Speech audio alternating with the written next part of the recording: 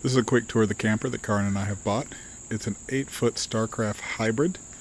Hybrid campers have panels on the front that fold out into a tent-like structure like here to give you additional sleeping. I've got the front folded out so you can get an idea of what it looks like from the inside. Underneath the front of the camper we've got a panel there, inside of which a compartment is 2 propane bottles with a switch between the two. So in case we go for a long camp, we'll have plenty of propane. Lots of compartments on the outside of the camper. It's also got a brand new almost canopy that unfolds here in front. Along the front of the camper. But here, this is interesting. You've got a port here. You've got a propane hookup here. And these 2 brackets, the stove inside can be brought out and placed on these brackets and hooked up in case you're cooking something smelly like fish or something and you don't want to smell up the inside of the camper. Moving into the inside of the camper, as we step in, you get to the sitting area here and you get an idea of what the pop-out looks like when it's extended. The mattress folds up in half. It fits up into the compartment along with the canvas and all the poles and everything for easy travel. This pop-out is supposed to be sleeping 2. The sitting area here, the table here, can also be dropped down. The cushions rearranged, and this will also sleep 2 people here. Now, moving into the kitchen area, we've got a 3-burner stove here. This is the portable stove. As you can see on the side over here, right down in here, is where the hookup is for it. You can just disconnect right there and take the whole stove outside if you want to. It's a 3-burner stove. To the next of it is a double sink with a cutting board here. I'm actually building this cutting board. I'm going to fit this on the top of that and glue it down. You've got this panel here that fits into the sink here.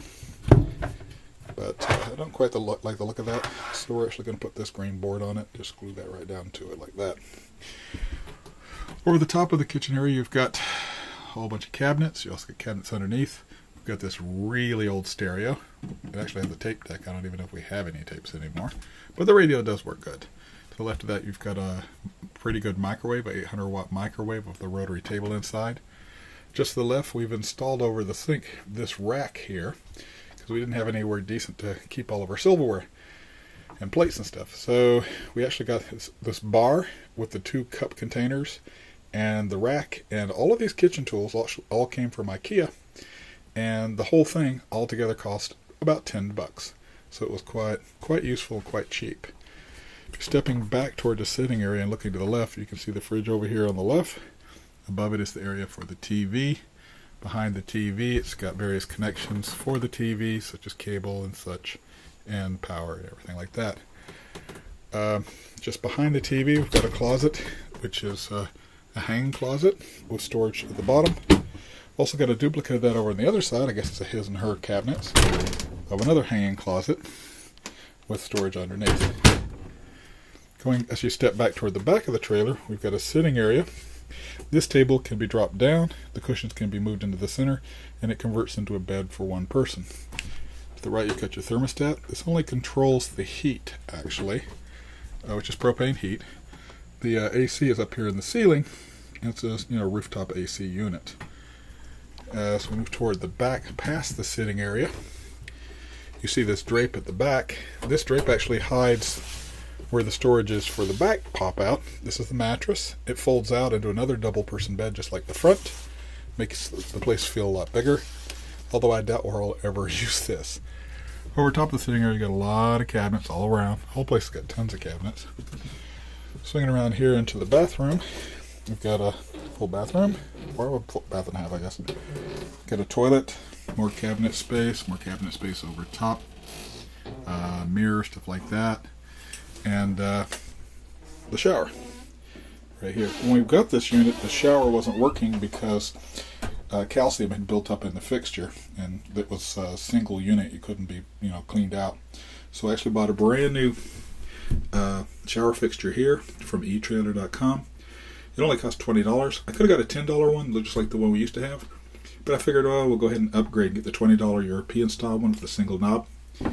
Also because the connection to the shower head has changed through the years, and I would have had to get a brand new shower head anyway. So I got a new shower head, hand shower unit here This was only $10 as well. So the repairs to the shower only cost $30. And over top of the shower, you've got a bubble unit here that the sunlight comes in. It's quite amazing how much sunlight actually comes in that when it's daytime. You don't even really need to turn a light on in here. Stepping outside the trailer to the back on the left side, you can see the pop out here for the back. Like, this is the one I said we would probably never use because we really don't need to sleep 7 people. You've also got your electrical hookup here. Tons of cable you can pull out for this. I've actually got it hooked up to the house right now, so I have lights and everything on this side. Got a storage compartment right here, which has got your, for storing the sewer line for when you drain the thing out. Underneath is the actual output for the black and the gray water tanks.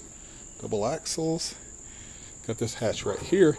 This is a hand shower unit. You open it up and you can pull a hand shower unit out in case you want to rinse off outside. Say like you just came back from the beach, you want to rinse some salt off or some dirt off you before you go into the trailer. And you've got the propane furnace here, exhaust for the stove hood here. Coming along, you got your water tank here, no water inputs here. And this is our water tank here. We can actually fill up a large water tank with fresh water.